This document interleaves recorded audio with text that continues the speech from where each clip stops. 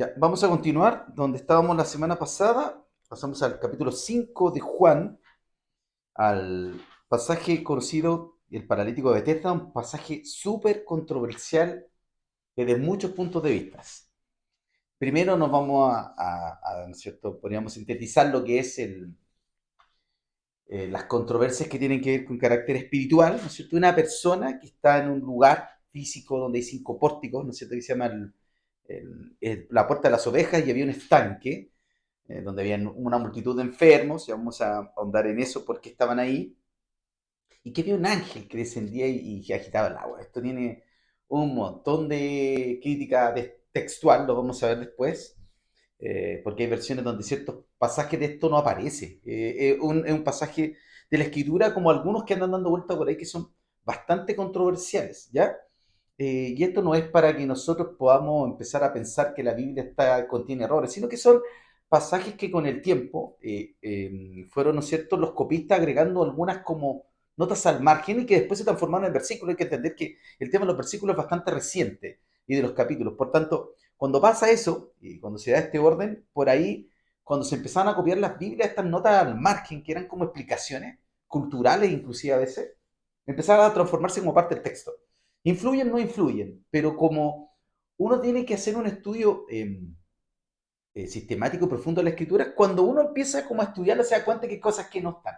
Y ahí es donde el Espíritu Santo nos ayuda a tener esa revelación para darnos cuenta que hay ciertas cosas que como que no pegan ni juntan, porque son, digamos, medias controversiales. Es por lo mismo que se generó el canon bíblico, de la manera que se generó el canon bíblico, por eso tenemos 27 libros, ¿no es cierto? Y 36, tenemos 66 en total, donde podemos discriminar de manera tranquila cuáles libros son inspirados por Dios y cuáles no, porque podemos darnos cuenta de inmediato por el tema de su estructura teológica, qué es lo que están hablando y qué cosas no son, digamos, o que no tienen que ver mucho con lo que la palabra de Dios está diciendo, y que pueden ser libros culturales, pueden ser así los apócrifos, por ejemplo, que son siempre recomendables de leer. El libro de la sabiduría, los macabeos, por ejemplo, que tiene que ver con la parte histórica entre Malaquías hasta la llegada del Señor, es súper importante leerlos. Obviamente, no son libros espirituales, por así decirlo, pero tienen mucho conocimiento y mucha eh, información histórica y que tiene que ver con el contexto del pueblo de Israel. Y en esa misma línea vamos a ver también qué es lo que pasa aquí, también cómo se comportaba la civilización de esa época. Por eso hablamos de que hay un montón de cosas, detalles de este primer pasaje que son súper controversiales porque sugieren algunas cosas que están como fuera de lugar. Así que vamos a leer entonces, eso para comenzar y entender que vamos a debatir un par de cositas que son quizá un poquito técnicas, pero que son muy buenas que las sepamos, porque ¿qué pasa? Que después uno se enfrenta a un no creyente, hoy día un no creyente tiene ChatGPT y le puede preguntar cualquier cosa, ¿ah? Y nos pueden poner en aprietos y entender que acá hay una cuestión, sobre todo en el versículo, parte del versículo 3 y el versículo 4 que son explicaciones de copistas, y lo vamos a ver por qué, y vamos a ver que hay otras versiones que ni siquiera tienen el versículo.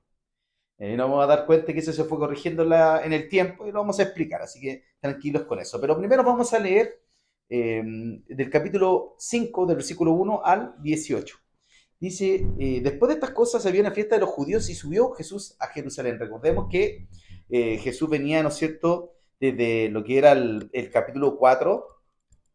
Estábamos viendo que el Señor volvió a un lugar donde va a hacer milagros, a Galilea, Judea, un lugar donde está su familia y sus conocidos. Y dice que el Señor no pudo hacer muchos milagros ahí, ¿no es cierto? Esto fue porque no había incredulidad en ellos. Y sobre todo hablábamos del tema de que finalmente esto se asentó mucho en el círculo cercano del Señor. Sus hermanos no creían en Él. Esa es una cuestión súper llamativa. Después vemos que ellos son pilares de la iglesia después primitiva y de la iglesia temprana. Son padres de la iglesia también. Pero en ese momento eran quienes cuestionaban el ministerio del Señor, y era por esa cercanía finalmente cuando ven que el Señor, digamos, comienza su ministerio y cambia, digamos, de una manera, por así decirlo, más sobrenatural, empezó a generarse esto, y sus hermanos le habían dicho, ¿no es cierto?, antes de este capítulo, ¿por qué te escondes aquí? Si cualquiera que quiere hacer cosas y quiere manifestarse se da a conocer, ¿por qué estás aquí? Y el Señor les decía, aún no ha llegado mi hora, vayan y adelántense ustedes, ¿no es cierto? Eso lo dice el Señor. Y en el capítulo 5 partimos con, después de estas cosas, ¿no es cierto?, había una fiesta de los judíos y subió Jesús a Jerusalén. O sea, después de esto, ya el Señor se une a su familia que está allá en Jerusalén. Y dice, versículo 2, y hay en Jerusalén, cerca de la puerta de las ovejas, un estanque llamado en hebreo Betesda, el cual tiene 5 pórticos. En esto yacía una multitud de enfermos, ciegos, cojos y paralíticos que esperaban el movimiento del agua porque un ángel descendía de tiempo en tiempo al estanque y agitaba el agua. Y el que primero descendía al estanque después del movimiento del agua quedaba sano de cualquier enfermedad que tuviese. Y había allí un hombre que hacía 38 años que estaba enfermo. Jesús lo vio acostado y supo que llevaba así ya mucho tiempo así. Le dijo, ¿quieres ser sano? Jesús le dijo, el Señor le dijo, le respondió el enfermo, perdón, ¿quieres ser sano? Señor, le respondió el enfermo, no tengo quien me meta en el estanque cuando se agita el agua, y entre tanto que yo voy, otro desciende antes que yo. Jesús le dijo, levántate, toma tu lecho y anda. Y al instante aquel hombre fue sanado, y tomó su lecho y anduvo, y era día de reposo aquel día. Entonces los judíos dijeron a aquel hombre que había sido sanado, es día de reposo, no te es lícito llevar tu lecho. Él le respondió, el que me sanó, él mismo me dijo, toma tu lecho y anda. Entonces le preguntaron, ¿quién es el que te dijo, toma tu lecho y anda? Y el que había sido sanado no sabía quién fuese, porque Jesús se había apartado de la gente que estaba en aquel lugar. Después le halló Jesús en el templo y le dijo, mira, has sido sanado, no peques más para que no te venga alguna cosa peor. El hombre se fue y dio aviso a los judíos que Jesús era el que le había sanado. Y por esta causa los judíos perseguían a Jesús y procuraban matarle, porque hacía estas cosas en el día de reposo. Y Jesús le respondió, mi padre hasta ahora trabaja y yo trabajo. Por esto los judíos aún más procuraban matarle, porque no solamente quebrantaba el día de reposo, sino que también decía que Dios era su padre, haciéndose igual a Dios. Vamos a ver varias cosas. Hay hartas cosas y harto material en estos versículos, pero nos vamos a entender algunas cosas que yo creo que son más relevantes, que quizás la pasamos por alto al momento de estudiarlo. Y vemos cómo el Señor siempre toma la iniciativa y que el hombre no puede salvarse a sí mismo. Y es una cuestión que siempre pasa y que creemos. Hay corrientes del cristianismo que lamentablemente le otorgan mucha relevancia a la conducta humana, que está bien. Eso es consecuencia de nuestra relación y nuestra intimidad con el Señor, pero viene y es obra de esa relación con el Señor nuestra conducta humana. No es al revés, no es una conducta humana que se reforme de alguna manera o mejore de alguna manera para ser acepto delante del Señor, es todo lo contrario. Dios siempre toma la iniciativa. Por tanto, hay que entender qué va a pasar en este lugar, que se sienta en un lugar donde estaban estos pórticos, ¿no es cierto? Y es llamativo que vemos un hombre que estaba ahí durante 38 años. Eh, Cortito, ¿me podéis traer el cargador del notebook? Se me va a apagar. Y estaba ahí 38 años. Esta escena no solamente es histórica, sino también que retrata un retrato de la sociedad de la época. Tenemos que entender que en esta zona donde se genera este lugar es un lugar con pórticos. ¿Qué son pórticos? Son sombras. ¿Ah? Eran como lugares con sombras, son lugares que se generaban con alguna sombra y se generaba una especie de microambiente. Entendemos que estamos en una zona como Palestina donde había, ¿no es cierto?, mucho calor, por tanto era una zona de refrigerio, por tanto se le llamaba como casa, zona de misericordia este lugar, que les permitía a todas estas personas que eran enfermos, cojos, ¿no es cierto? Este era un lugar como bien atomizado para este tipo de personas, como para los paralíticos. Entendemos que cuando ¿no es cierto?, el paralítico le dice al Señor, es que en tanto que voy, otro más llega antes que yo. Entendemos que habían personas que estaban en mejores condiciones que este paralítico, ¿ya? No sabemos si habían ciegos, probable que sí, quizás porque no sabemos cómo podían entender o ver que un ángel venía supuestamente a mover el agua. Ya vamos a entrar en esa parte que es controversial. Pero entendemos que era una zona como para estos enfermos. Por ejemplo, leprosos no iban a ver, porque entendemos que por la ley, ¿no es cierto?, mosaica y todo, sobre todo lo que son las normativas que aparecen en el libro de Levítico, ellos vivían apartados en una ciudad aparte, o estaban muy separados o encerrados muchas veces. Algunos que no les gustaba presentarse delante del sumo sacerdote para que fuera revisada su lepra, generalmente vienen escondidos, ocultos, y estaban por ahí siempre con mantas para que no se le vieran las heridas y las llagas, ¿no es cierto?, que producía la lepra. Por tanto, lo más probable es que era una zona de gente enferma de este tipo de cosas, que eran como paralíticos, cojos, ciegos, mancos, etcétera. Personas que podían, digamos, tener la iniciativa de moverse más o menos por sí mismo, entendemos que habían ciertas limitancias, pero que podían moverse al tema del estanque. Pero acá hay una cuestión que es súper relevante y cuando entendemos lo que vamos a ver en cuanto a lo que habla la crítica textual con respecto a lo que son los versículos 3 y 4, que esto era una superstición, ¿ya? Y muchas veces se enseña, y yo lo he escuchado que se enseñe como algo que se hacía, como el tema del ángel. Eso no existía. Si nosotros vamos a lo que la escritura nos muestra por sí mismo, un ángel no tiene capacidad de sanar personas. Eso no pasa. Eso era superstición.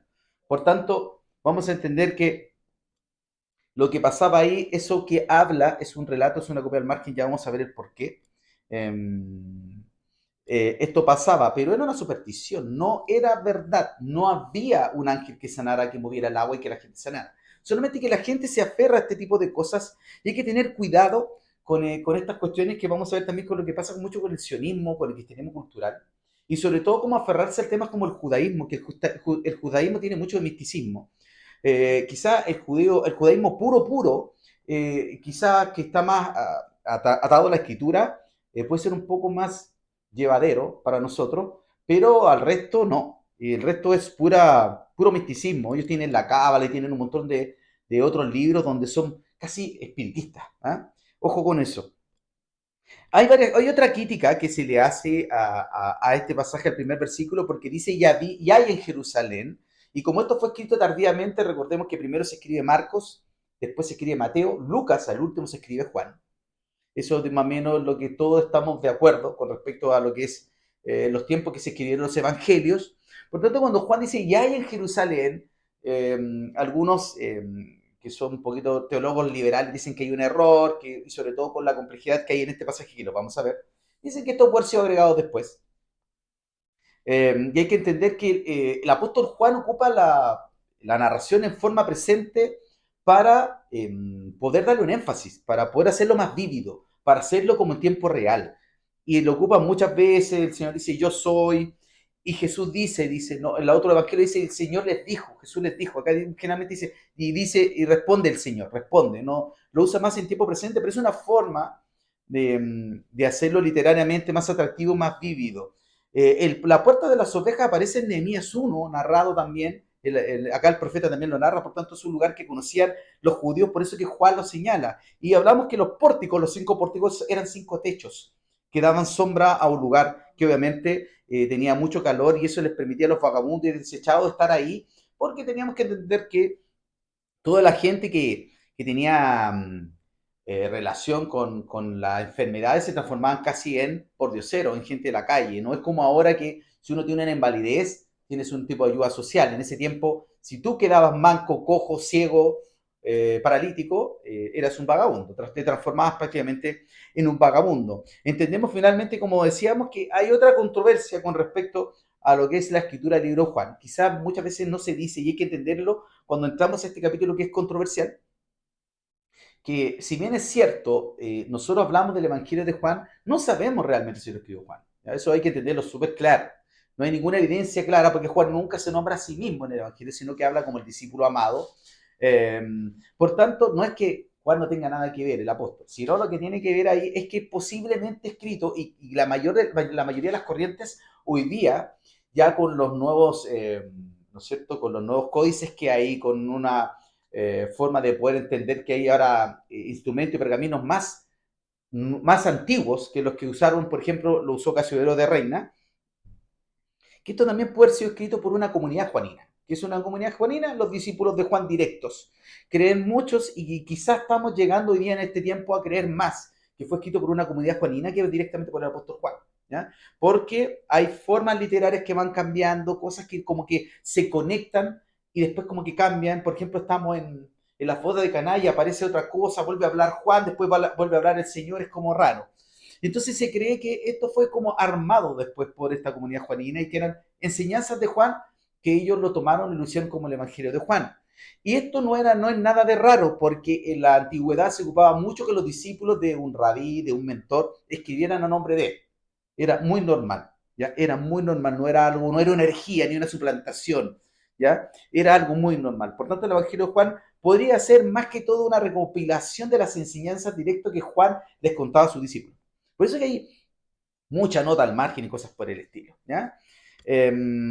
Nosotros hablamos que Bethesda hoy día está traducido desde el hebreo y el arameo, es una palabra ahí que viene de una palabra que significaría casa, lugar de misericordia, y era por estos pórticos que les permitía a esta gente que andaba vagabunda en la calle poder descansar del sol. El sol era abrumador y es abrumador en la zona desértica de Palestina, ¿no es cierto? Entonces hay que entender que ahí hay esa zona, digamos, esto producía ese descanso y había un estanque, o sea, agua y sombra en medio de un desierto. Créanme que era tremendo, tremendo para la gente que vivía en la calle, había gente que vivía en la calle. El Señor, ¿no es cierto?, ve y lo identifica y ve que el hombre llevaba 38 años. ¿Cómo sabemos que tenía 38 años o cómo el Señor supo que tenía 38 años ahí? No lo sabemos. Podemos apostar a su omnisciencia, podemos también pensar que el Señor ya al verlo y verlo deformado físicamente, podría haber tenido una noción del tiempo que llevaba ahí.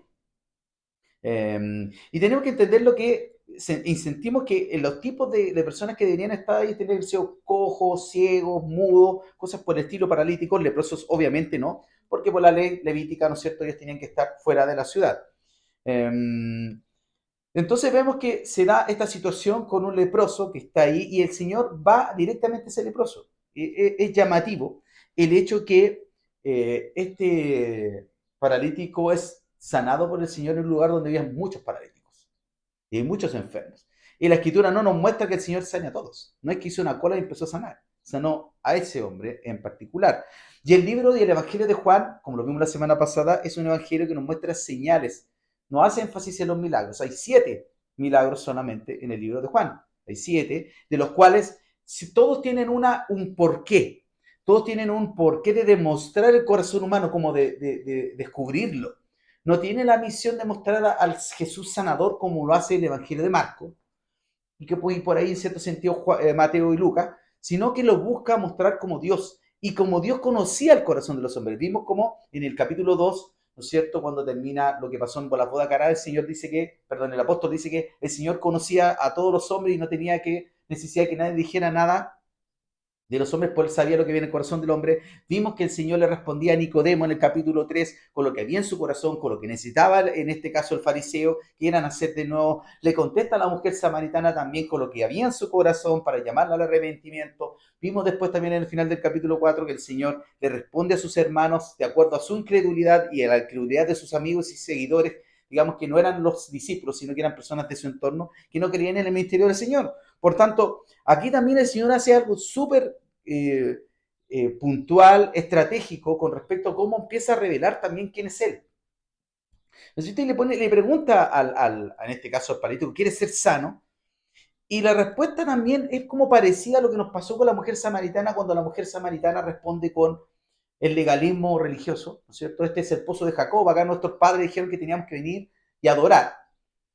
Él aquí, en este caso el paralítico, responde con la superstición, ¿no es cierto? Responde con la superstición, poniendo su fe en este movimiento, ¿no es cierto?, de las aguas, y sabemos que eso nunca pasó, porque los fariseos después, más adelante, en el Evangelio de Juan, dicen, nunca un hombre había hecho esto nunca había pasado, algo similar acá, cuando el Señor sana, ¿no es cierto?, un ciego de nacimiento. Por tanto, nunca había habido ahí, en esa zona, un milagro antes, y eso lo tenemos como dato empírico, lo tenemos como un dato evidente. No pasaba nada. Que esto dijera, que una nota que la gente creía que esto iba a pasar, no significa que pasó, sino por todo lo contrario. Los fariseos después lo dicen más adelante, nunca había pasado esto en Jerusalén, en Israel. ¿Ya? Por tanto, los milagros del Señor fueron los únicos que sucedieron en ese momento. Y aquí en esta persona, el paralítico, responde con fe puesta, ¿no es cierto?, en la superstición. Pone primero su esperanza y su fe en las falsas cuestiones. Y tú vas a decir, no, pero ¿cómo va a pasar eso? Si en algunas Biblias dice que había un ángel. No, hoy día lo podemos ver cómo la gente pone su fe en las cartas astrales, en esto de aquí, en esto de allá, en el zodiaco y en un montón de cosas. Antes de creer en Dios mismo, cuando tú puedes decir con evidencia, oye, nosotros tenemos, por así decirlo, una religión que tiene 5.000, 6.000 años, pero ellos prefieren creer en una cuestión que inventó un viejo marihuanero por ahí, no sé, con un par de copas de más en la cabeza. Entonces, tú tenés que entender que en ese sentido no es objetiva la fe cuando no está guiada por Dios, es una especie de fe falsa que está puesta, ¿no es cierto?, en circunstancias que les pueden pasar en el tiempo. Es como cuando la gente es adicta a comprar juegos de azar. Tampoco es pecado que te compre un loto, pero hay que entender que si tu fe y esperanza está puesta en eso, que algún día te vaya a ganar el loto, también eso ya es idolatría. Entonces vamos a ir viendo que vamos a entrar a la controversia del versículo 3 y 4, que habla con respecto a lo que tiene que ver con esta parte que está aquí. Dice en el versículo 3 y 4, dice, en estos yacía una multitud, ¿cierto? Dice 3, en estos yacía una multitud de ciegos, cojos y paralíticos, y los define. Entonces podemos ver que finalmente el Evangelio nos va dando esta información súper clara de que no habían leprosos y otro tipo de enfermedades. Lo dice claramente que habían ciegos, cojos y paralíticos, porque eran personas que podían optar en cierta medida, quizá algunos a punticó, los paralíticos de cintura para abajo, a poder llegar al estanque. Pero necesitemos, era una superstición. Decía, porque un ángel descendía de tiempo en tiempo al estanque, agitaba el agua, y el primero que descendía al estanque después del movimiento del agua quedaba sano de cualquier enfermedad que tuviese. Esto no aparece en las copias originales, en los manuscritos originales que ya tenemos. Inclusive, por ejemplo, la Septuaginta no aparece. Aparece en la Biblia, ¿no es cierto?, Reina Valera, que nosotros tenemos, pero cuando se hace esa traducción, en la copia que tenía casi de Reina, aparece esta nota al margen, que hay que reforzar la idea de que no habían capítulos, no habían versículos, por tanto, le hizo una copia completa, y quedó dentro de la narración siendo una nota al margen. De hecho, lo podemos ver que en estas Biblias, ¿no es cierto?, como Reina Valera aparece, pero en las nuevas traducciones ya no aparece. De hecho, sí, si lo pueden revisar, si lo pueden revisar ahí, lo quieren revisar. Por ejemplo, en la nueva versión internacional no aparece el versículo 4. No aparece. Va a aparecer 3, 4 aparece algo entre medio y 5 se salta. Y es porque ya intentan ser fiel a los manuscritos originales donde no va a aparecer. Y en otras Biblias, como la Biblia de Jerusalén y en otras Biblias de la América, aparece con unos corchetes.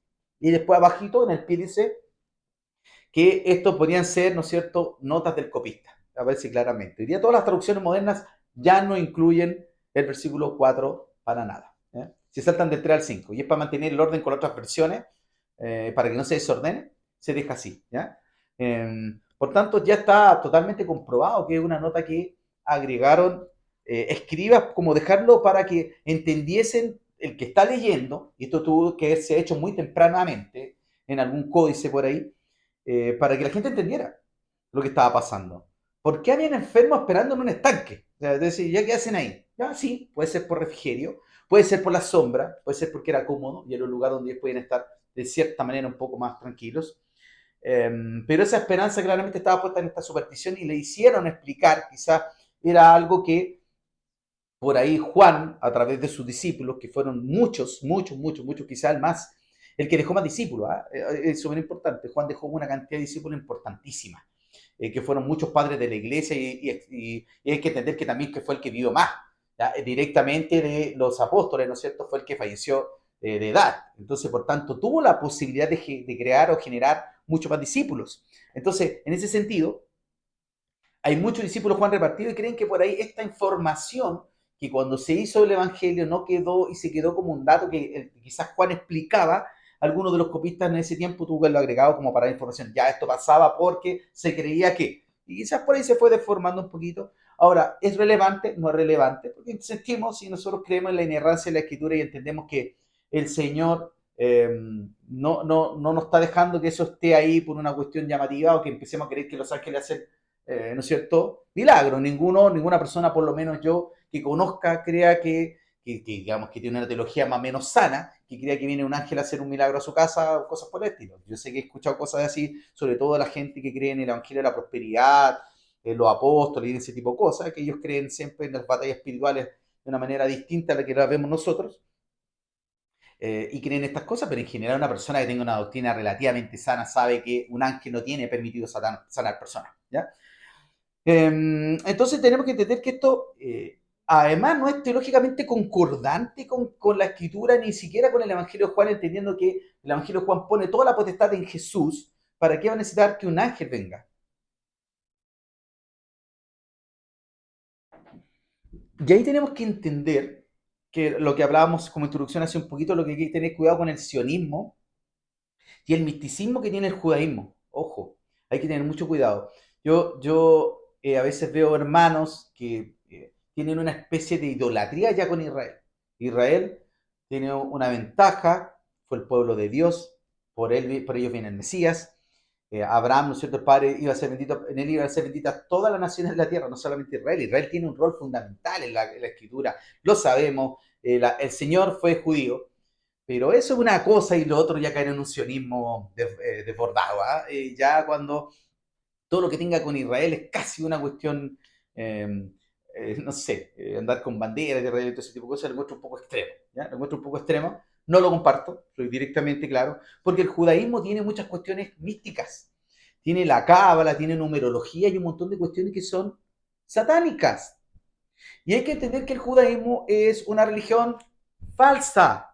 Y hay que entenderlo. No tenemos que vindicar el judaísmo porque el judaísmo es una religión falsa. Yo sé que nos cuesta entenderlo y nos duele o a veces nos remueve la cuestión, porque aquí, de repente, sobre todo, que cuando uno cae en el estudio inicial de la escritura y uno a veces cae en ciertas cosas, por ejemplo, en querer escuchar rabinos para querer ir a la fuente original y los hermanos que hacen videos desde Jerusalén, como que fuera más espiritual estar sentado en Jerusalén haciendo un devocional. La verdad es que no tiene ningún sentido. Vaya a predicar el evangelio y los judíos no se van a querer convertir, porque está escrito que va a ser así. Por tanto, el sionismo desbordado es malo, porque aparte, como les decía, tiene muchas cuestiones de espiritismo. Recordemos que ellos se mezclaron en Samaria con pueblos, digamos, sirios, asirios, y tienen muchas cuestiones, tienen todavía la cultura de Baal. Ellos no derribaron todos sus ídolos, independiente que gracias a lo que fue la deportación a Babilonia, y que ellos salieron y sufrieron nuevamente y se volvieron a Dios, ¿no es cierto? Con la construcción de las murallas, Esdras y Nehemías, hubo un avivamiento en lo que podríamos decir lo que fue el pueblo de Israel para volver un poco a los inicios y a las bases de lo que fue lo que Dios les mandó a hacer. En el tiempo vemos claramente que no aprendieron la lección. Ellos después en el tiempo del Señor volvieron a la política y volvieron a hacer del Evangelio, o en este caso de la religión judía, un instrumento de poder, lo volvieron a hacer. Y el Señor en el año 70 Jerusalén los arrasó, el templo cayó y se acabó el judaísmo. Si el Señor hubiese querido preservar el judaísmo, el Señor lo hubiese permitido. Pero el Señor los destruyó y el judaísmo no existe prácticamente. Es una cultura, es una cuestión que hoy día tiene una trascendencia para muchos de corte más emocional, podríamos decirlo, pero no es una religión que nosotros debamos venerar. Nosotros tenemos que venerar a Cristo. Y todo el que está en contra de Cristo, espiritualmente hablando y teológicamente hablando, no es nuestro aliado. No tenemos que ver a los judíos, a los rabinos como una especie de aliados de nosotros porque no lo son. Por el contrario, por el contrario, por el contrario. Por lo tanto, cuidado con eso. Ahora, hagámonos entonces antisemitas. Tampoco, tampoco es el pueblo de Dios. Ellos tuvieron la misión de traer al Mesías a la tierra, son bendecidos por Dios, tienen una condición especial, pero más no la salvación va a venir por Cristo. Tienen que reconocer del día del lamento de Jacob, ellos van a tener que llorar y van a darse cuenta de lo que hicieron, van a tener que volverse a Cristo. Dios puede tener un plan en cierto grado especial con ellos, puede ser, pero no los hace especiales para la salvación. Ellos tienen que reconocer a Jesús como su Salvador, tienen que reconocer a Cristo de la única manera que ellos van a ser salvos. Y hay remanente, como en todos lados, siempre el Señor se lo dijo a Elías mismo, ¿no es cierto? ¿No es cierto? Tengo completamente un ejército de personas que no ha doblado sus rodillas contra Baal, a Baal, perdón. Por tanto, entendemos que el Señor siempre tiene su provisión de gente fiel. Hay judíos que creen en el Señor, que son fieles y le siguen. Por tanto, tampoco es una cosa o la otra. Hay que entender que no podemos exacerbar el hecho que porque sean Israel, que ellos tienen libertad moral para hacer lo que a ellos les plazca. No, tampoco es eso. Y por otro lado, no podemos ser antisemitas. No podemos estar del lado de casi que ellos mataron al Señor, porque ellos no mataron al Señor. El Señor se proveyó de su Hijo en sacrificio. Ellos no mataron al Mesías. Ellos cumplieron el plan que el Señor ya había trazado desde el inicio de la humanidad. Porque entendemos que el Señor dijo en Génesis 12:3, a Abraham, ¿no es cierto?, bendeciré a los que te bendijeren y a los que te maldijeren, maldeciré y serán benditas en ti todas las familias de la tierra. Ahora, esto tiene que ver con que iban a ser en Abraham benditas todas las familias de la tierra, no en Abraham. ¿En quién? En Cristo, en su descendencia. Por eso que Dios preserva a Abraham para que sea, ¿no es cierto?, el patriarca, ¿no es cierto?, que viene Jacob, y de Jacob viene las 12 tribus de Israel, y, ¿no es cierto?, de la tribu de Judá viene el Señor. De eso está hablando, no está hablando de la nación de Israel, está hablando de que en Israel iba a venir la simiente del Mesías. Súper importante, ¿no es cierto? Entonces, en ese sentido, tampoco caer en tener miedo, en que, como dicen, no, es que, ¿cómo se llama? Chávez murió de cáncer porque se metió contra Israel, así que no, no pide Israel. Ten cuidado, no es así, no es así. Estamos todos injertos en el mismo olivo, ¿cierto? Los silvestres, ¿no es cierto? Y las silvestres los que venimos injertados. Entonces, nosotros que venimos injertados también somos todos parte del mismo árbol. Jesús es la vida verdadera y todos nosotros somos los pámpanos. Si eso fuese así, si alguien hablara mal contra nosotros, le daría lepra, cáncer y moriría. Puede ser que el Señor lo tomó como un ejemplo, puede ser, pero no es una generalidad. No es que alguien hable algo en contra de Israel y vaya a caer muerto, ¿ah? Es una cuestión así. Algunos creen que casi como que, no, no, Israel, no tiene que ver con Israel, compadre, que no digáis eso. No, no tiene que ver con eso. Pues por eso el expresidente que teníamos tendría que estar con lepra, cáncer, no sé, pues muerto, le tuvo que caer un rayo. Y no va a ser así, porque el juicio, ¿cuándo viene? Dos. Si, cuando venga la segunda venida del Señor, ¿no es cierto? O, en este caso también, cuando seamos levantados los vivos y muertos, los muertos, perdón, cuando sean levantados los muertos, unos para salvación y otros para juicio. Ahí va a ser castigo. No va a ser ahora. No espere buscar el karma. No espere que la gente le vaya mal porque es mala. Eso es karma, eso no es evangelio. Van a haber gente que van a hacer el mal toda su vida y les va a ir bien. Y va a haber gente que va a hacer el bien toda su vida y les va a ir mal. Y eso tiene un propósito más grande detrás en el Señor para nosotros.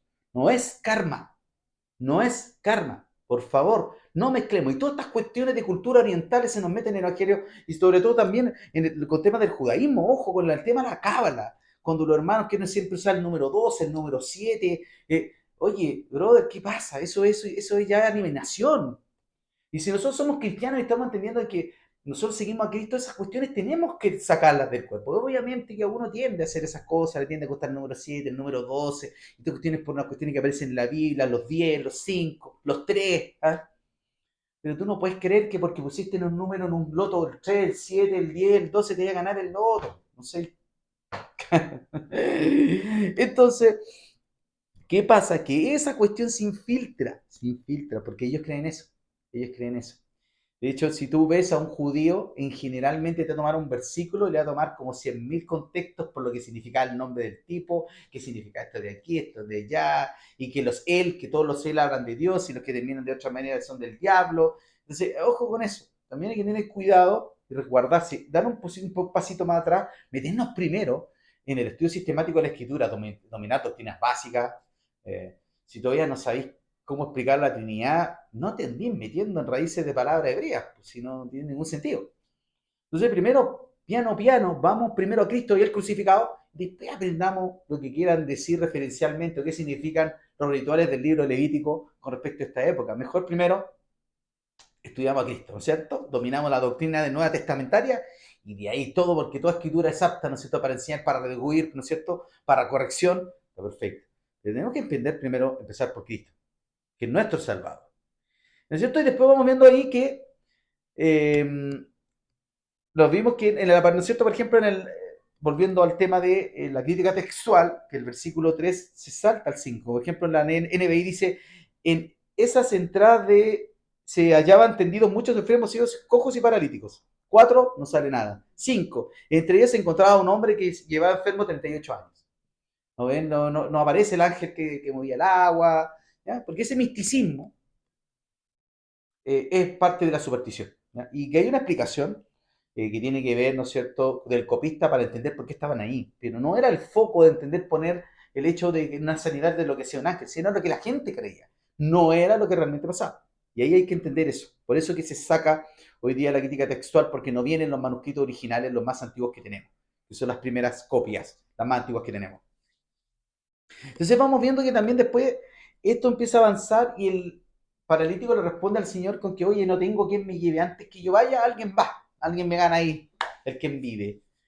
Pero vemos que hay una respuesta de carácter humano, ¿no es cierto? Porque, ¿no es cierto?, dice Romanos que en 2.1 dice que Él nos dio vida, ¿no es cierto? Él dio vida a vosotros cuando estáis muertos en vuestros delitos y pecados. Por tanto, las verdades espirituales, lo vimos también en el encuentro de Jesús y Nicodemo, se han de percibir espiritualmente, no se pueden percibir de manera natural. ¿No es cierto? Porque Romanos 8, 7 y 8 dice, ¿no es cierto? Por cuanto los designios de la carne son enemistad contra Dios porque no se sujetan a la ley de Dios ni tampoco pueden. Y los que viven según la carne no pueden agradar a Dios, porque tenemos una naturaleza caída. Por tanto, estar cerca de la espiritualidad, ya que hay un choque potente quizá con lo que creen nuestros hermanos calvinistas, que tiene que ver con la gracia irresistible, ¿cierto? Los hermanos calvinistas y algunos reformados creen que un encuentro con Jesús era irrebatible para la conversión, pero acá vamos a ver que este está, aunque no, en la escritura no nos muestra qué pasa después, ¿eh? Pero vamos a ver qué pasa en el momento inmediato. En el momento inmediato vamos a ver qué pasa con este paralítico, que es bastante llamativo. Por tanto, inicialmente, ¿qué pasa? El paralítico es sanado, ¿no es cierto? Y, y vamos a ver qué pasa después. Pero antes de eso vemos cómo el Señor es el que toma la iniciativa y vemos cómo la labor del Espíritu Santo hoy día es de evangelización para convencer a cierto mundo de pecado, de juicio. Es lo que hace el Espíritu de Dios hoy día en esta época, en este pacto, cuando vemos que el Señor tomó de hecho la iniciativa desde el huerto del Edén, ¿no es cierto? Adán y Eva se encuentran desnudos y se esconden. Dice que se ponen hojas de higuera, se hicieron delantera y se escondieron y oyeron la voz de Dios que paseaba por el huerto. ¿Qué no se le a buscar? El Señor lo salió a buscar y le dice, Adán, ¿dónde estás tú? Tuve miedo y me escondí, ¿no es cierto? Y también, después de que pasa eso, también el plan redentor, en lo que conocemos como el protoevangelio, que es Génesis 3:15, ¿no es cierto? Dice, y pondré enemistad entre ti y la mujer, entre su simiente y la suya, esta te herirá la cabeza y tú le herirás en el calcañar. Esto, ¿no es cierto?, se conoce como el protoevangelio, como el inicio del mensaje de lo que iba a ser la simiente, de quién iban a ser para ser el Mesías. Habla claramente, ¿no es cierto?, de la salvación, de la llegada del Mesías, de la caída del ser humano, de la promesa de redención, que después toda la Biblia la desarrolla, ¿no es cierto?, en la promesa hasta Cristo. También el Señor toma el plan y la iniciativa de redención con el hombre después de su pecado. La salvación nunca va a comenzar en el hombre, siempre comienza en Cristo. El Señor siempre tomó la iniciativa para salvarnos. Por tanto, nosotros tenemos la responsabilidad humana de aceptar o rechazar el llamado que hace el Señor, pero el que está llamando es Cristo. Cristo es el que llama. Yo no invito a Cristo a venir a mi corazón, como dicen algunos. Invita a Cristo a venir a tu corazón. Insisto con esa, siempre que digo yo, en esa canción de fondo, con la carita empapada, me imagino así como el Señor, por favor, recíbeme. No, no es así. El Señor, este mensaje está, el Espíritu Santo está convenciendo de pecado y la humanidad, si lo rechaza, ya tiene la responsabilidad de ir al infierno directamente porque rechazaron el mensaje de que el unigénito Hijo de Dios es Cristo y el único mediador entre Dios y los hombres. Por tanto, o lo aceptamos para salvación o lo rechazamos para perdición, condenación eterna. Por tanto, el Señor siempre nos dijo, y en el libro de Juan es súper potente, como después vamos a entender que en el capítulo, cuando el Señor ya empieza a anunciar su muerte, hasta el momento que asciende, ¿no es cierto? Le empieza a decir a los discípulos cuán importante era lo del ministerio del Espíritu Santo, porque lo dice que finalmente, y vemos como el Señor siempre el que toma la iniciativa, y lo vemos en Juan 16, vamos a leer esto, Juan 16 del 4 al 11, y esto siempre va a reafirmar el hecho de que el Señor es el que toma la iniciativa, no es el hombre. Es imposible que el hombre tome la iniciativa con Dios. A nosotros no nos interesa, estamos caídos, estamos muertos. Por eso que teniendo ojos, dice la Escritura, no ven, teniendo oídos, no oyen. Y por eso es que algunos nunca, nunca, nunca van a querer ceder porque no se puede hacer de manera, ¿no es cierto?, natural. El Señor, si uno rechaza, ¿no es cierto?, el mensaje del Señor se vuelve, como dice Romanos, como dice, como que tiene una palabra donde el corazón se vuelve como una costra, que tiene la palabra, hay técnica en griego, que se endurece ya de manera en que ya no vamos a poder nunca más escuchar la voz del Señor. El Señor está llamándonos, pero también dice, ¿no es cierto?, la Escritura, no se endurezcan vuestros corazones, ¿no es cierto? No sea que después pase el tiempo y diga los años, no tengo niños contentamiento. El Señor va a llamar, pero hay un momento en que el Señor sigue llamando, pero no está ya, esa voz va a estar tan oscurecida en nosotros, vamos a estar tan duros que ya no va a poder ser posible quizás en el que podamos llegar al Señor. Por tanto, el versículo 4 en adelante dice, eh, más os he dicho estas cosas para que cuando llegue la hora os acordéis de que ya lo había dicho. Versículo 4 en adelante del capítulo 16. Esto no lo dije al principio porque yo estaba con vosotros, pero ahora voy al que me envió y ninguno de vosotros me pregunta, ¿a dónde vas? Antes os he dicho estas cosas, antes porque os he dicho estas cosas, tristeza ha llenado vuestro corazón. pero yo os digo la verdad, os conviene que yo me vaya, porque si no me fuera, el Consolador no vendría a vosotros. Mas si me fuere, os lo enviaré, y cuando Él venga, conversará al mundo de pecado, de justicia y de juicio. De pecado, por cuanto no creen en mí; de justicia, por cuanto voy al Padre, porque la justicia es para la redención del hombre, ¿no es cierto? Y no me veréis más; y de juicio, por cuanto el príncipe ya de este mundo ha sido ya juzgado. ¿Por qué ha sido ya juzgado? Porque la resurrección de la muerte, ¿no es cierto?, de Cristo, ¿no es cierto?, le da victoria sobre la muerte y el pecado. De justicia, ¿no es cierto?, primero dice conversar al mundo de pecado, por cuanto no creen en mí. De justicia, por cuanto voy al Padre. ¿Qué significa de justicia? La muerte del Señor. El Señor tenía que justiciar, generar justicia sobre el hombre, y el sacrificio era el cordero inmolado, ¿no es cierto? El pecado vino sobre el Señor de esta manera para el Señor, ¿no es cierto?, por sangre, mediante, ¿no es cierto?, por ser lavado, ¿no es cierto?, de nuestros pecados. Y, ¿no es cierto?, y de juicio, por cuanto el príncipe de este mundo ya fue juzgado. ¿Y cómo fue juzgado? En la resurrección del Señor, donde el Señor vence al pecado y a la muerte. Por tanto, la esperanza del Evangelio no está en el hombre, sino está en Cristo, en la labor del Espíritu Santo, que es el llamado constante al arrepentimiento. Y el Señor va a usar siempre todos los mecanismos que están, usa su creación, usa a los cristianos, usa nuestra conciencia, usa distintos mecanismos para que nosotros estemos en constante llamado al arrepentimiento, siendo o no cristianos, siendo o no salvos todavía. Vamos a seguir avanzando entonces con lo que pasa con el paralítico. Jesús le dice, ¿no es cierto?, toma tu lecho y anda. Y al instante que el hombre fue sanado, y tomó su lecho y anduvo, y era aquel día reposo. Sabemos cómo, y lo vamos a ver recurrentemente, qué le pasa a los fariseos con el Señor, con el día de reposo. Lo podemos ver en muchos episodios de lo que son tanto los sinópticos como en el Evangelio de Juan. Y vemos cómo lo que el Señor dice y ordena en una sola palabra basta y sobra. Y vemos que la salvación no es una cooperación del hombre por medio de sus medios para acercarse a Cristo, sino que tiene que ser una resurrección espiritual que viene de un verdadero corazón arrepentido y de entender lo que el Señor estaba haciendo.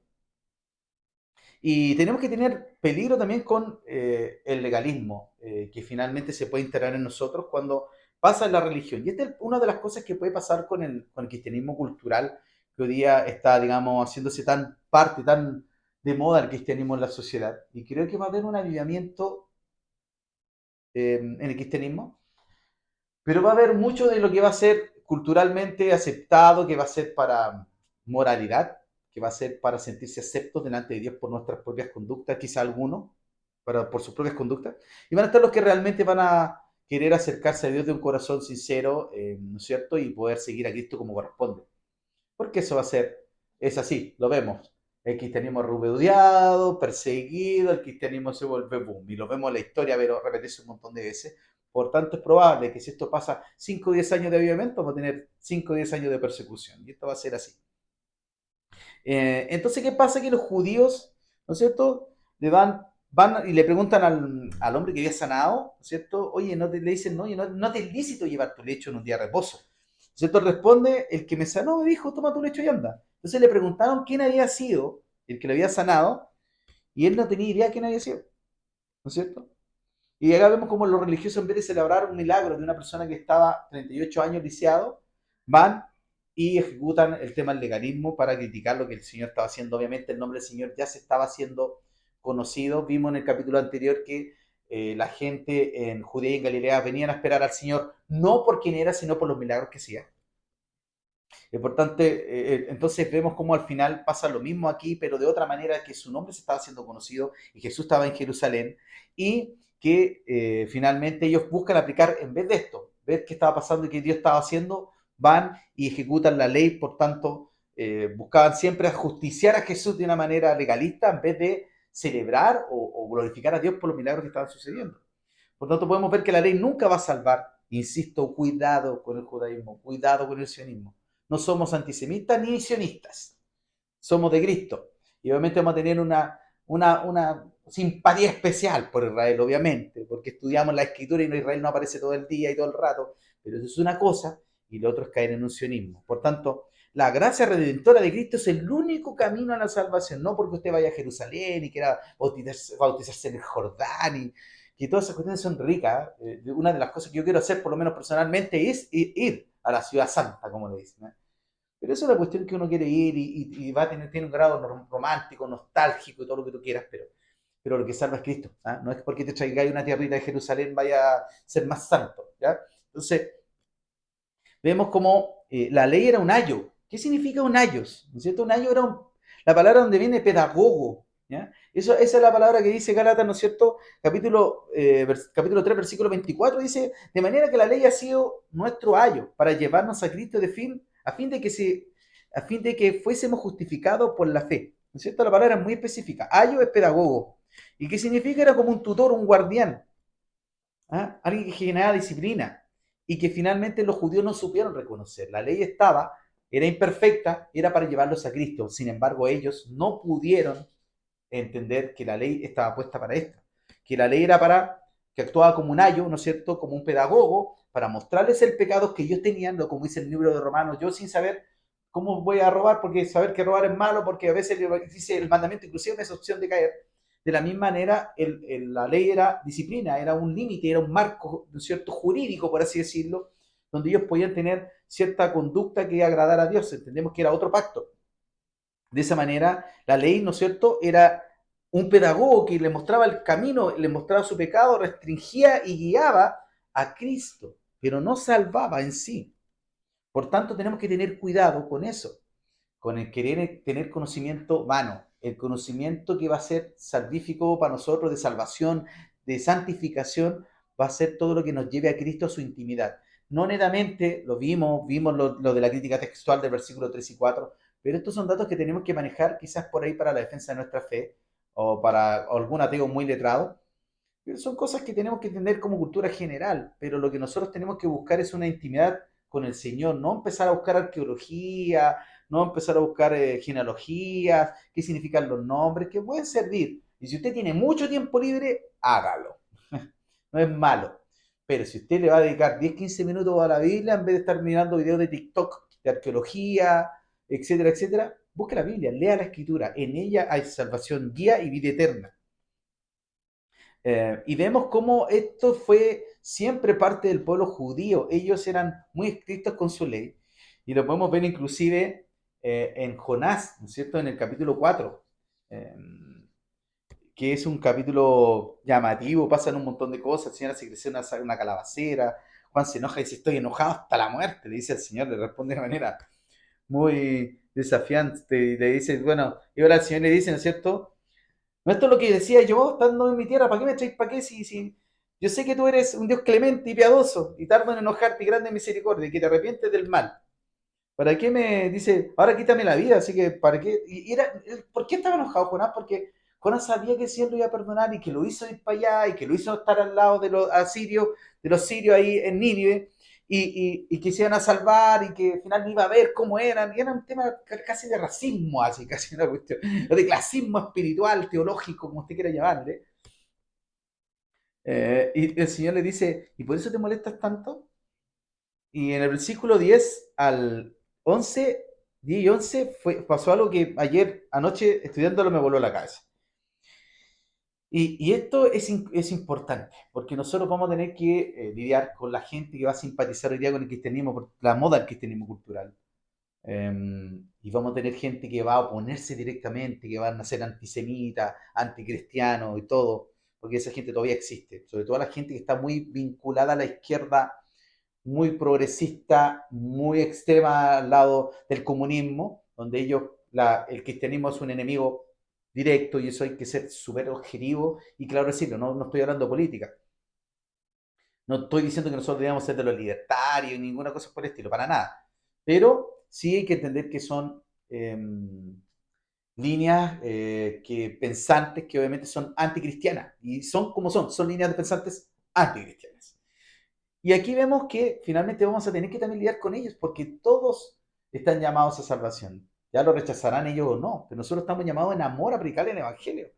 Porque el versículo 10 dice, y dijo Jehová, ¿tuviste tu lástima de la calabacera? Porque Jonás se enoja, ¿no es cierto? Porque la calabacera muere.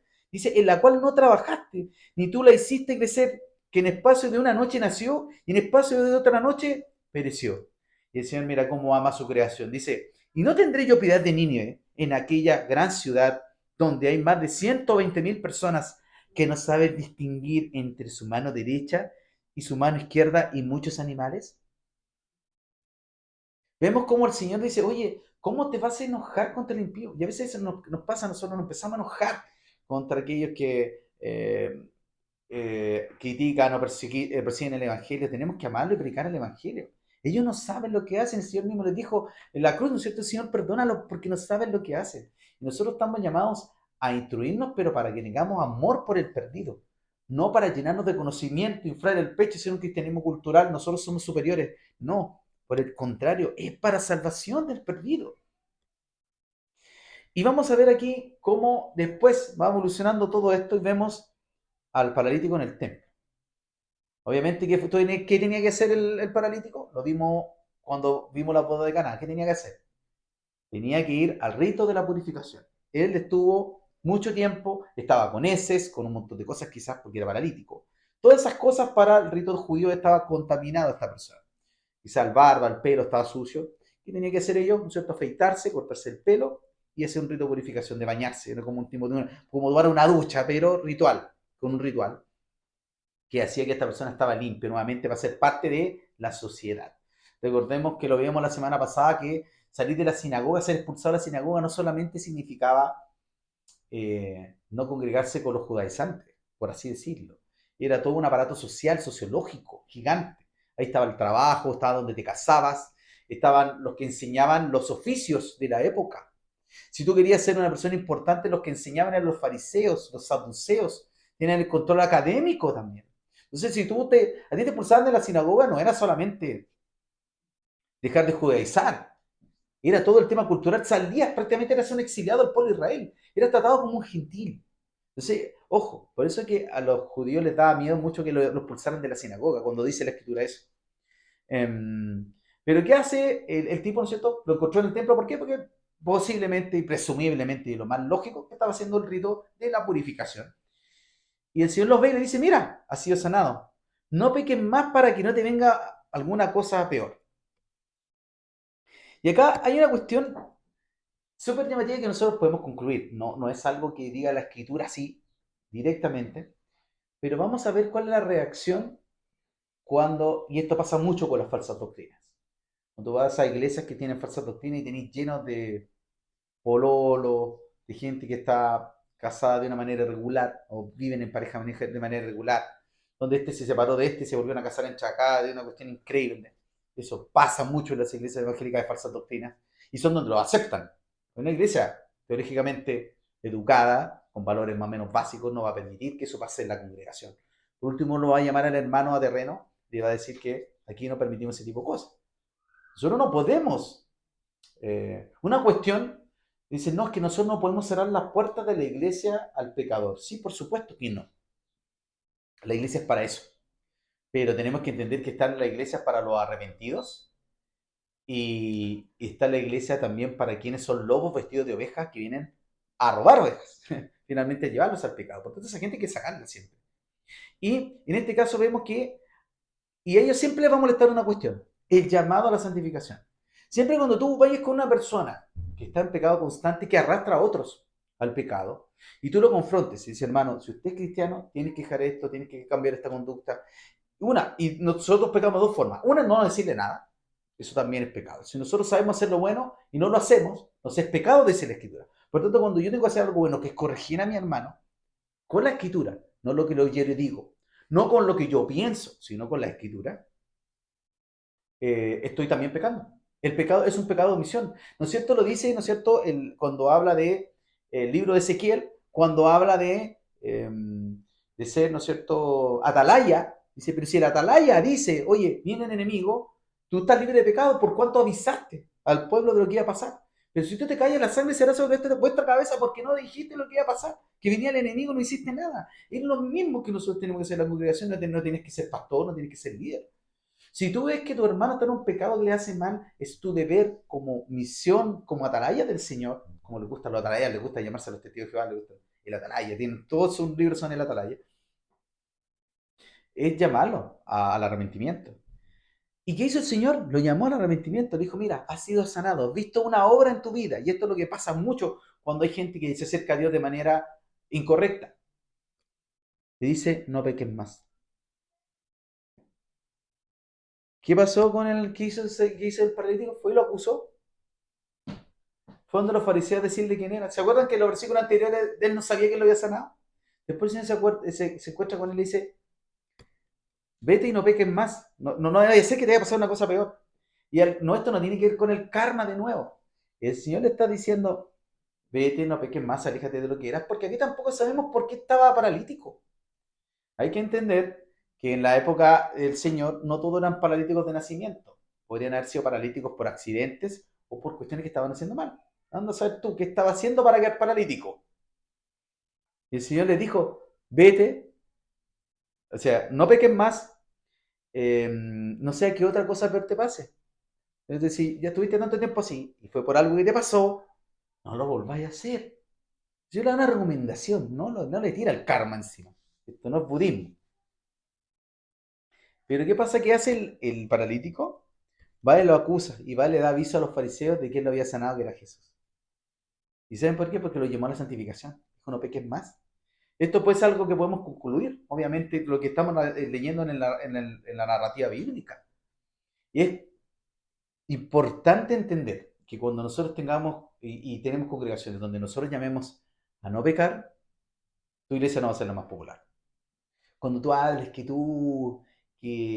el Señor te conoce, te acepta como eres y que así nomás y total da lo mismo, vaya a crecer en general. Pero si nosotros enseñamos la escritura y una de las ventajas de este método de estudiar de manera expositiva la escritura, capítulo por capítulo, versículo por versículo, nos permite no saltarnos lo que nos está mostrando la escritura. Y aquí claramente el paralítico, cuando se le llama al no pecar, va y le avisa a los fariseos de que eres Jesús. Y como, oye, sí, me sanaste, pero ¿quién dijo que yo me iba a comprometer un poquito más con esto? Si yo quería ser sano nomás.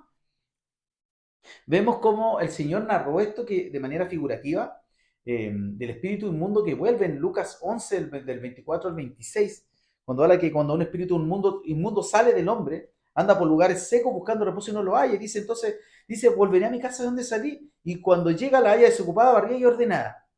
Entonces va y toma consigo otros 7 espíritus, dice, peores que él, y entrados moran allí, y el postrer estado de aquel hombre viene a ser peor que el primero.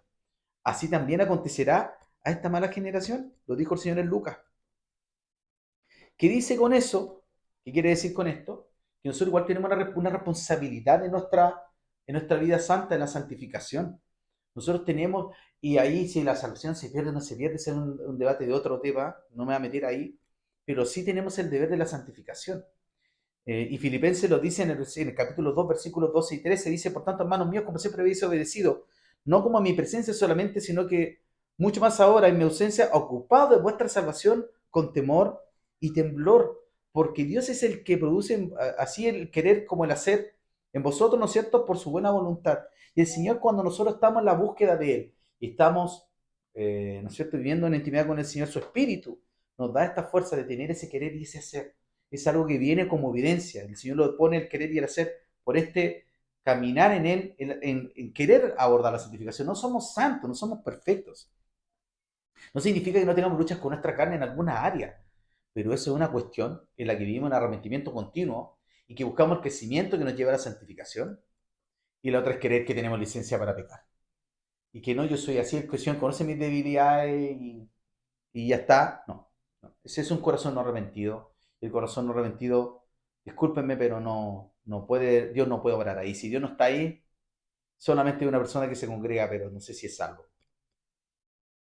Vemos como el hombre, ¿no es cierto?, se fue y dio aviso a los judíos que Jesús es el que le había sanado. Y por esta causa, los judíos perseguían a Jesús y procuraban matarle. Interesante, ¿eh? Entonces, el hombre se fue y dio aviso a los judíos después que el Señor se encuentra en el templo y lo llama a la santificación. Si no peques más, no le agradó al paralítico. ¿Ah? No le gustó mucho el chiste. Y ahí está. ¿Tenemos un evangelio a la medida o vamos a pagar el precio de seguir a Cristo?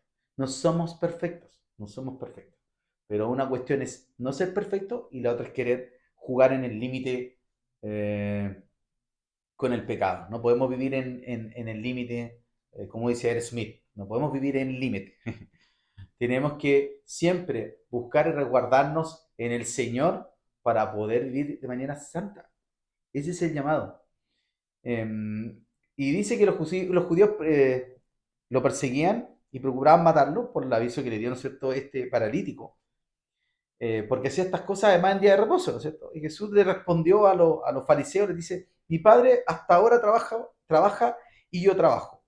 Por esto los judíos aún más procuraban matarle, porque no solo que levantaba el día de reposo, ¿no es cierto?, sino que decía que Dios era su propio Padre, haciéndose igual a Dios. Y este versículo va a ser la introducción de lo que vamos a ver, la autoridad del Hijo que vamos a ver la próxima semana, que es un pasaje brutal, teológicamente muy cabezón, muy profundo, por tanto, ideal que si pueden leerlo en la semana y asimilarlo un poco, lo vamos a desgranar la próxima semana porque es algo súper interesante, profundo y nos habla de quién era el Señor. Entendemos que Juan siempre llevó a Jesús, en este caso en los evangelios, como Dios. Lo presentó desde el principio como Dios. No lo presentó como el hijo José, el hijo de María, que fue lo que dijeron sus amigos en la semana pasada cuando veíamos el capítulo 4, ¿no es cierto? Este no es el hijo de José y de María, si nosotros lo conocemos. ¿Qué se cree ahora haciendo esto y diciendo estas palabras? ¿De dónde viene este conocimiento, esta sabiduría? No sabemos cómo era. El hijo del carpintero, sabemos quién es. ¿Qué se cree ahora hablándonos de esta manera? Y eso tenemos que entender que finalmente el Señor transforma, capacita y nos va a dar la posibilidad de tener la palabra correcta porque Él va a poner la palabra exacta y justa, ¿no es cierto?, en nuestras bocas para la predicación del Evangelio. Por tanto, no tenemos que esperar la tormenta perfecta, tenemos que ser instrumentos útiles en las manos del Señor. Y por otro lado, tampoco tener este misticismo de idolatrar a Israel. Israel es la nación donde el Señor por linaje nació y tienen una especie de simpatía especial con nosotros. Nosotros tenemos una simpatía especial por ellos, perdón, porque es el pueblo de Israel y está en la escritura, de ahí viene el Salvador. Eso es una cosa, y lo otro es ser sionistas. ¿Ya? Nosotros no somos sionistas y no podemos ser sionistas. ¿Ya? Tenemos que entender que la República de Israel es una cosa y la Israel espiritual es otra. Y por otro lado, tampoco podemos ser antisemitas creyendo que porque ellos cometieron errores como ser partícipe de lo que el Señor ya había pensado al principio en su obra redentora, creen que ellos fueron los que mataron al Mesías, porque eso no fue así. Fue un plan redentor del Señor mismo para proveerse para la salvación del hombre y de vida eterna para todos nosotros. Por tanto, también, cuidado, por otro lado, querer creer que tenemos a Dios para buscar bendiciones, sanidades, bienestar económico, bienestar laboral, bienestar matrimonial, para restauración de las cosas y no darle el lugar a Dios que merece. Dios es Dios y no nos necesita, no somos especiales, no somos nada. Esa cuestión, sáquese de la cabeza. Nosotros somos basura, que el Señor en su misericordia y en su amor dio a su Hijo para con nosotros, para que tengamos salvación y vida eterna. Por tanto, debemos ser agradecidos. Y el Señor en su tiempo y en tiempo nos dará, conforme a la, dice la Escritura, conforme a la multitud de sus riquezas y de sus bendiciones, dará en tiempo a tiempo todo lo que necesitemos para que también nuestra vida glorifique al Señor. Vamos a orar. Señor, te damos gracias por tu palabra. Señor, te pedimos que tú seas poniendo en nosotros, Señor, el querer y el hacer de buscarte, de tener esta intimidad contigo, de querer buscar vidas santificadas, Señor, delante de ti, no solamente ser cristianos culturales, Señor, ayúdanos y ayúdanos a identificar, Señor, en qué estamos cayendo, Señor, para poder quitar esa parte de nuestra vida y así poder honrarte, Señor, con todo lo que somos. Te lo pedimos en nombre de Jesús.